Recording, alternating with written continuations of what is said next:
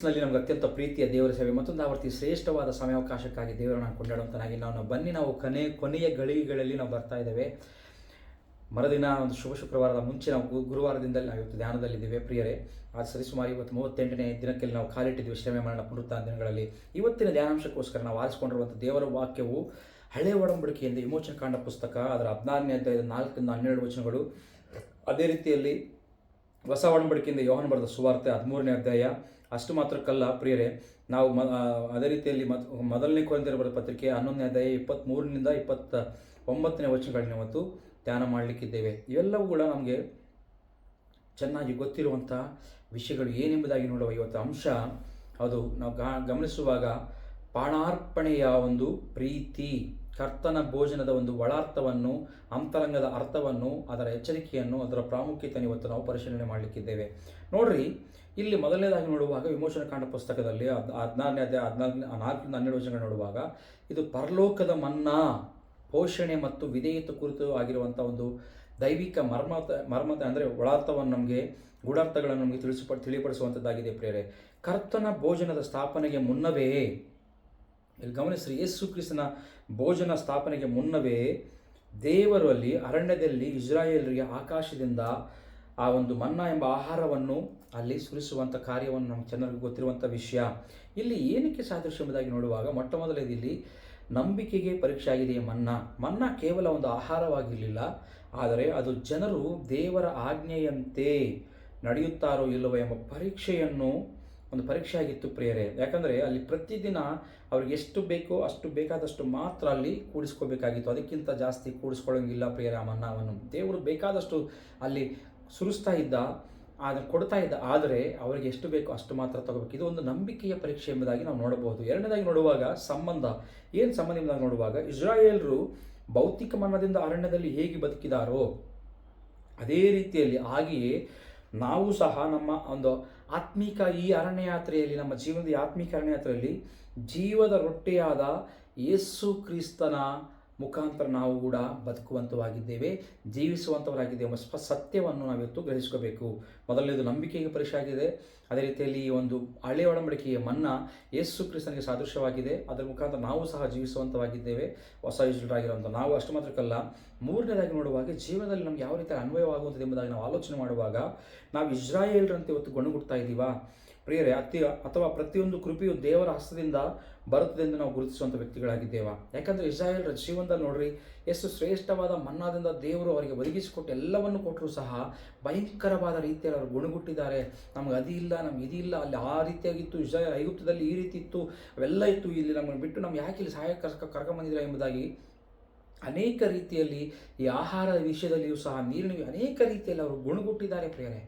ಇವತ್ತು ನಮ್ಮ ಜೀವನದಲ್ಲಿ ಕೂಡ ಯೇಸು ಕ್ರಿಸ್ತರು ಶ್ರೇಷ್ಠವಾದ ಶಿಲುಬೆಯ ಕಾರ್ಯವನ್ನು ಮಾಡಿ ಮುಗಿಸಿದ ಮೇಲೆ ಕೂಡ ಅನೇಕ ವಿಷಯದಲ್ಲಿ ನಾವು ಗುಣಗುಟ್ಟುವಂಥ ವ್ಯಕ್ತಿಗಳಾಗಿದ್ದೀವಾ?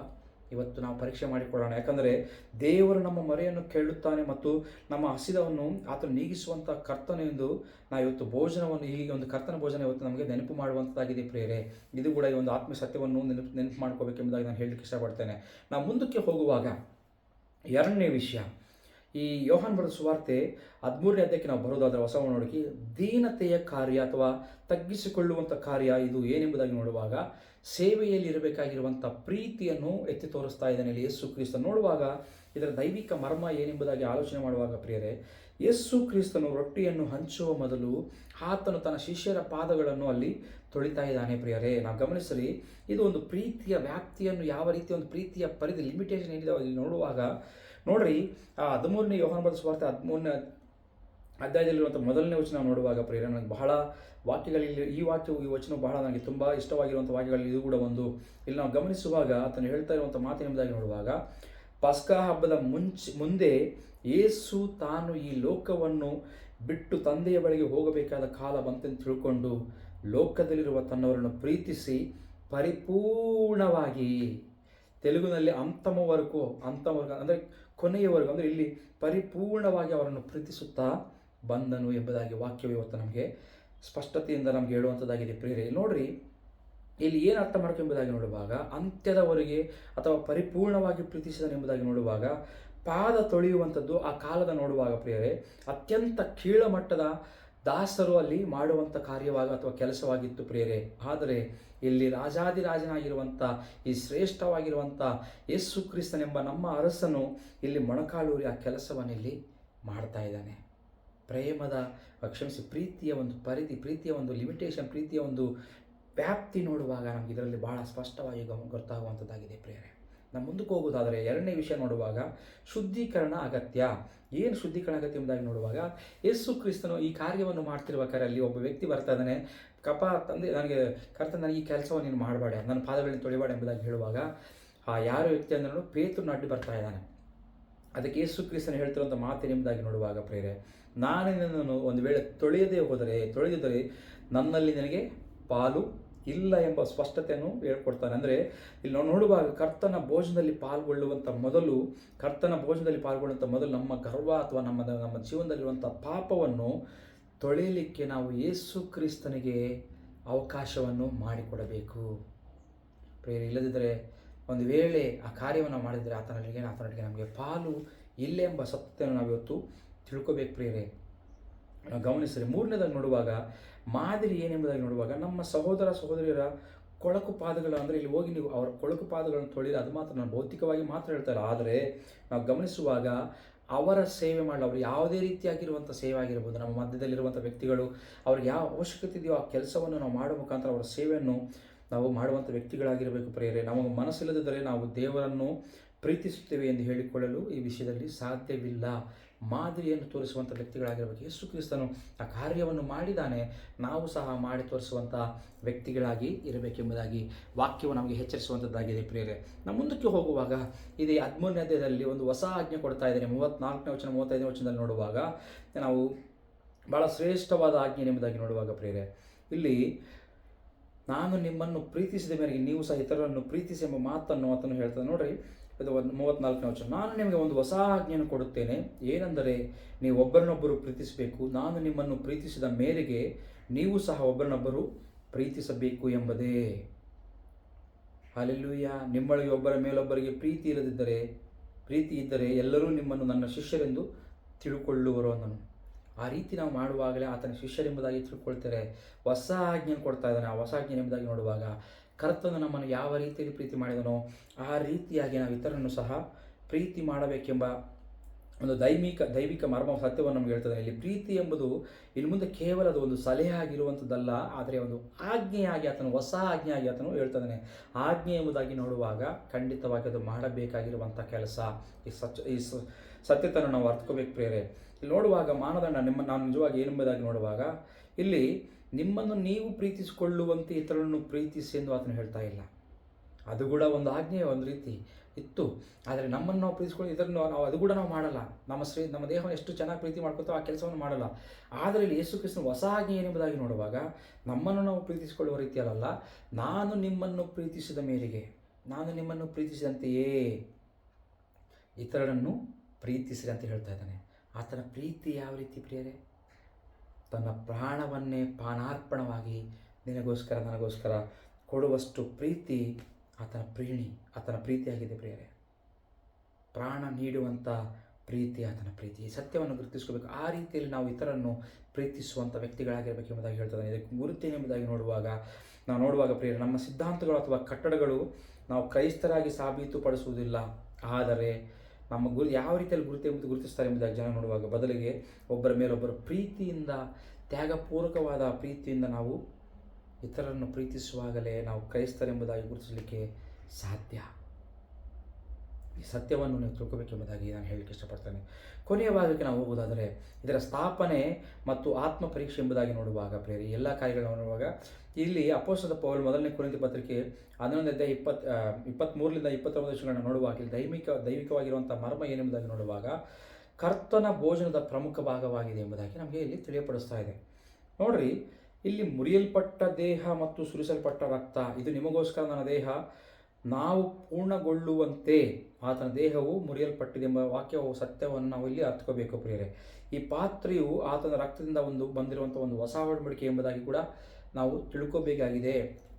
ಇಲ್ಲಿ ಎಚ್ಚರಿಕೆ ಕೊಡ್ತಾ ಇದ್ದಾನೆ. ಏನು ಎಚ್ಚರಿಕೆ ಎಂಬುದಾಗಿ ನೋಡುವಾಗ ಅಯೋಗ್ಯವಾಗಿ ಭೋಜನದಲ್ಲಿ ಪಾಲ್ಗೊಳ್ಳಬಾರದೆಂಬುದಾಗಿ ಇಲ್ಲಿ ಪೌಲನು ಎಚ್ಚರಿಸ್ತಾ ಇದ್ದಾನೆ. ಇದರ ಅರ್ಥ ನಾವು ಪರಿಪೂರ್ಣರಾಗಬೇಕೆಂದಲ್ಲ, ಆದರೆ ವಿಮೋಚನೆ ಹೊಂದಿರಬೇಕು. ಹೃದಯದಲ್ಲಿ ದ್ವೇಷವಿಟ್ಟುಕೊಂಡು ಭೋಜನದಲ್ಲಿ ಪಾಲ್ಗೊಳ್ಳುವುದು ಅಥವಾ ಹೃದಯದಲ್ಲಿ ಪಾಪವಿಟ್ಟುಕೊಂಡು ಕರ್ತನ ಭೋಜನದಲ್ಲಿ ಪಾಲ್ಗೊಳ್ಳುವುದು ಅದು ಅಯೋಗ್ಯವಾದದ್ದು ಎಂಬ ಎಚ್ಚರಿಕೆಯನ್ನು ಇಲ್ಲಿ ಹೇಳ್ತಾ ಇದ್ದಾನೆ ಪ್ರಿಯರೇ. ನಾವು ನೋಡುವಾಗ ಇಲ್ಲಿದ್ರ ಘೋಷಣೆ ಏನೆಂಬುದಾಗಿ ನೋಡುವಾಗ, ಇವತ್ತು ನಾವು ಈ ರೊಟ್ಟಿ ತಿಂದು ಈ ಪಾತ್ರೆಯಲ್ಲಿ ಕುಡಿಯುವಾಗೆಲ್ಲ ನಾವೇನು ಮಾಡಬೇಕಂತೆ, ಕರ್ತನು ಬರುವ ತನಕ ಆತನ ಮರಣವನ್ನು ಪ್ರಸಿದ್ಧಿಪಡಿಸುತ್ತೇವೆ ಪ್ರಿಯರೇ. ಆ ಕಾರ್ಯ ಮಾಡೋದ ಮುಖಾಂತರ ನಾವು ಏನು ಮಾಡ್ತೇವೆ ಎಂಬುದಾಗಿ ನೋಡುವಾಗ, ಆತನ ಮರಣವನ್ನು, ಆತನ ತ್ಯಾಗದ ಕಾರ್ಯವನ್ನು ನಾವು ಪ್ರಚುರಪಡಿಸುತ್ತೇವೆ ಅಥವಾ ಪ್ರಸಿದ್ಧಪಡಿಸುತ್ತೇವೆ ಎಂಬುದಾಗಿ ನಾವು ನೋಡ್ತಾ ಇದ್ದೇವೆ. ನಾವು ಗಮನಿಸುವಾಗ ಪ್ರಿಯರೇ, ಇವತ್ತು ಈ ಶ್ರೇಷ್ಠವಾದ ಸಂಗತಿಯಿಂದ ಆತನ ಕರ್ತನು ಶಿಲುಬೆಗೆ ಹೋಗೋದಕ್ಕಿಂತ ಮುಂಚೆ ತನ್ನ ಶಿಷ್ಯರೊಟ್ಟಿಗೆ ಮಾಡಿರುವಂಥ ಈ ಕರ್ತನ ಭೋಜನದ ಕಾರ್ಯಗಳಲ್ಲಿ ಅನೇಕ ವಿಷಯಗಳನ್ನು ನಮಗೆ ಕಲಿಸಿಕೊಟ್ಟಿದ್ದಾನೆ. ಆತನ ಪ್ರೀತಿ, ಆತನ ತಗ್ಗಿಸಿಕೊಳ್ಳುವಂಥ ದೀನತ್ವದ ಸ್ವಭಾವ, ಆತನು ಯಾವ ರೀತಿಯಲ್ಲಿ ಪ್ರಾಣವನ್ನು ಅರ್ಪಿಸಿ ನಮ್ಮನ್ನು ಪ್ರೀತಿಸಿದನೋ ಆ ರೀತಿಯವರೆಗೂ ಅಷ್ಟರ ಮಟ್ಟಿಗೆ ನಾವು ಇತರನ್ನು ಪ್ರೀತಿಸಬೇಕೆಂಬುದಾಗಿ, ಆ ಕಾರ್ಯವನ್ನು ಆತನು ಬರೋ ತನಕ ಮಾಡಬೇಕೆಂಬುದಾಗಿ, ಆ ಕಾರ್ಯದಲ್ಲಿ ಅಯೋಗ್ಯರಾಗಿ ನಾವು ಇರಬಾರದೆಂಬುದಾಗಿ ಎಚ್ಚರಿಸ್ತಾ ಇದ್ದಾನೆ. ಪ್ರಿಯರೇ, ಒಂದು ವೇಳೆ ನಾವು ಗಮನಿಸುವುದಾದರೆ ಕರ್ತನ ಭೋಜನವು ಇಲ್ಲಿ ಆತನ ಪ್ರಾಣಾರ್ಪಣೆಯ ಒಂದು ಪ್ರೀತಿಗೆ ಒಂದು ಸೂಚನೆ, ಒಂದು ಸದೃಶ್ಯವಾಗಿ, ಒಂದು ಗುರುತಾಗಿ ಇಲ್ಲಿ ನಮಗೆ ಸ್ಪಷ್ಟವಾಗಿ ಅರ್ಥವಾಗ್ತಿದೆ. ಅದು ಮತ್ತೆ ಹೇಳ್ತೇನೆ, ಈ ಕರ್ತನ ಭೋಜನವು ಆತನ ಪ್ರಾಣಾರ್ಪಣೆಯ ಪ್ರೀತಿಯ ಒಂದು ಮೇಜಾಗಿದೆ ಎಂಬ ಸತ್ಯವನ್ನು ನಾವು ಗ್ರಹಿಸ್ಕೋಬೇಕು ಪ್ರಿಯರೇ. ಆತನ ಪ್ರೀತಿ ಎಷ್ಟುದೋ ದೊಡ್ಡದೋ ಇಲ್ಲಿ ನಮಗೆ ಸ್ಪಷ್ಟವಾಗಿ ಅರ್ಥವಾಗುವಂಥದ್ದಾಗಿದೆ. ನೋಡ್ರಿ, ಇದು ದೇವರ ಕೇವಲ ನೋಡುವಾಗ ಹಳೆ ಒಡಂಬಡಿಕೆ ದೇವರ ಪೋಷಣೆ ಅಂದರೆ ಮನ್ನಾಯಿಂದ ಪ್ರಾರಂಭವಾಗಿ ಕ್ರಿಸ್ತನ ಸೇವೆಯ ಮೂಲಕ ಮುಂದುವರೆದು, ಅಂದರೆ ಕ್ರಿಸ್ತನ ಸೇವೆಯಲ್ಲಿ ಪಾದ ತೊಳೆಯುವುದರ ಮುಖಾಂತರ ಮುಂದೆ ವರೆದು ಶಿಲುಬೆಯ ಬಲಿಯೊಂದಿಗೆ, ಅಂದರೆ ಆತನ ತಾನೇ ಪ್ರಾಣಾರ್ಪಣೆ ಮಾಡುವುದರ ಮುಖಾಂತರ ಇದು ಮುಕ್ತಾಯವಾಗ್ತಾ ಇದೆ ಪ್ರಿಯರೇ. ಗಮನಿಸ್ಕೊಳ್ರಿ, ಹಳೆಯ ಒಡಂಬಡಿಕೆ ಮನ್ನಾದಿಂದ ಪ್ರಾರಂಭವಾಗಿ ಯೇಸು ಕ್ರಿಸ್ತನ ಸೇವೆಯ ಮುಖಾಂತರ ಅದು ಕಂಟಿನ್ಯೂ ಆಗಿ ಆತನ ಮರಣದ ಮುಖಾಂತರ ಆತನ ತಾನೇ ಪ್ರಾಣಾರ್ಪಣವಾಗಿ ಸಮರ್ಪಿಸಿಕೊಳ್ಳುವ ಮುಖಾಂತರ ಅದು ಮುಕ್ತಾಯವಾಗ್ತಾ ಇದೆ ಕರ್ತನ ಭೋಜನ. ಈ ಭೋಜನವು ನಮ್ಮನ್ನು ಕೇವಲ ರೊಟ್ಟಿಯನ್ನು ತಿನ್ನಲು ಮಾತ್ರ ಕರೆಯದೆ, ನಮ್ಮನ್ನು ನಾವೇ ಹಸಿದ ಜಗತ್ತಿಗಾಗಿ, ಹಸಿದ ಜನಗಳಿಗಾಗಿ, ಅಂದರೆ ಕೇವಲ ಭೌತಿಕವಾಗಿರುವಂಥ ಹಸಿವು ನಾನು ಹೇಳ್ತಾ ಇಲ್ಲ, ಯಾವ ಹಸಿವು ಅವರಿಗಿದೆಯೋ, ಯಾವ ಅವಶ್ಯಕತೆ ಅವರಿಗಿದೆಯೋ ಅವರಿಗೆ ನಾವೇ ಒಂದು ಜೀವವುಳ್ಳ ರೊಟ್ಟಿಯಾಗಲಿಕ್ಕೆ ಇವತ್ತು ನಮ್ಮನ್ನು ಕರೆಯುವಂಥದ್ದಾಗಿದೆ. ಹಾಗಾದರೆ ನಮ್ಮ ಜೀವನ ಇವತ್ತು ಯಾವ ರೀತಿಯಲ್ಲಿದೆ ಪ್ರಿಯರೇ? ನಮ್ಮನ್ನು ನಾವು ಗಮನಿಸಿಕೊಳ್ಳೋಣ. ಕೊನೆಯ ಗಳಿಗೆಲ್ಲ ಬರ್ತಾ ಇದ್ದಾವೆ. ಕರ್ತನ ಅನೇಕ ವಿಷಯಗಳು ನಮಗೆ ಕಲಿಸ್ಕೊಡ್ತಾ ಇದ್ದಾನೆ. ಆ ವಿಷಯಗಳನ್ನ ನಾವು ಕಲಿತಾ ಇದ್ದೀವ? ಇವತ್ತು ಕರ್ತನ ಭೋಜನದ ಮುಖಾಂತರ ಅದರ ಸ್ಥಾಪನೆ ವಿಷಯದಲ್ಲಿ, ಅದನ್ನು ನೆನಪು ಮಾಡ್ಕೊಳ್ಳೋ ವಿಷಯದಲ್ಲಿ, ಆತನ ಪ್ರೀತಿ ವಿಷಯದಲ್ಲಿ, ಆತನ ದೀನತ್ವದ ವಿಷಯದಲ್ಲಿ, ಅದರ ವಿಷಯದಲ್ಲಿ, ಎಚ್ಚರಿಕೆ ವಿಷಯದಲ್ಲಿ ಅನೇಕ ವಿಷಯಗಳು ನಾವು ಕಲಿತ್ಕೊಂಡಿದ್ದೇವೆ. ಒಂದು ವೇಳೆ ಇವತ್ತು ನಾವು ಅದರ ಅರ್ಥ, ಅದರ ಸತ್ಯವು, ಅದರ ಪ್ರೀತಿ, ಅದರ ಬೆಲೆ ನಾವು ತಿಳ್ಕೊಂಡಿದ್ದೇವೆ, ಅದಕ್ಕೆ ಅದು ಬದಲಾಗಿ ಹಳೆಯ ಒಡಂಬಡಿಕೆಯಂತೆ ಇಸ್ರಾಯೇಲರ ಪ್ರೀತಿಯಲ್ಲಿ ನಾವು ಒಣಗ್ತಾ ಇದ್ದೀವ? ಪ್ರೇರೆ, ಕರ್ತನ ಭೋಜನ ಇವೆಲ್ಲ ಕಾರ್ಯಗಳು ಮಾತ್ರ ಅಲ್ಲ, ಆತನ ನಮ್ಮನ್ನು ಪೋಷಿಸಲಿಕ್ಕೆ ಶಕ್ತನೂ ಎಂಬುದಾಗಿ ಸಹ ಅದು ಸತ್ಯವನ್ನು ತಿಳಿಸುವಂಥದ್ದಾಗಿದೆ. ಯಾವ ರೀತಿಯಲ್ಲಿ ಇಸ್ರಾಯೇಲನ್ನು ಆತನ ಪೋಷಣೆ ಮಾಡಿದಾನೋ, ಇವತ್ತು ನಿನ್ನನ್ನು, ನನ್ನನ್ನು, ನಮ್ಮ ಕುಟುಂಬಗಳನ್ನು ಆತನ ಎಲ್ಲ ರೀತಿಯಲ್ಲಿ, ಆತ್ಮಿಕ ರೀತಿಯಲ್ಲಿ, ಭೌತಿಕ ಎಲ್ಲ ರೀತಿಯಲ್ಲಿ ನಮ್ಮ ಆತನ ಪೋಷಣೆ ಮಾಡುವಂಥದ್ದಾಗಿದ್ದಾನೆ. ನಾವು ಆತನ ಕಡೆಗೆ ಬರುವುದಾದರೆ ಆತನ ಪ್ರಾಣಾರ್ಪಣೆಯ ಪ್ರೀತಿಯ ಮೇಜನ ಬೆಲೆಯನ್ನು ನಾವು ತಿಳಿದುಕೊಳ್ಳೋಣ, ಬೆಲೆಯಾಗಿ ಎಣಿಸೋಣ, ಆ ರೀತಿಯಲ್ಲಿ ನಾವು ಜೀವಿಸೋಣ. ದೇವರು ನಮ್ಮನ್ನು ಆಶೀರ್ವಾದ ಮಾಡಲಿ.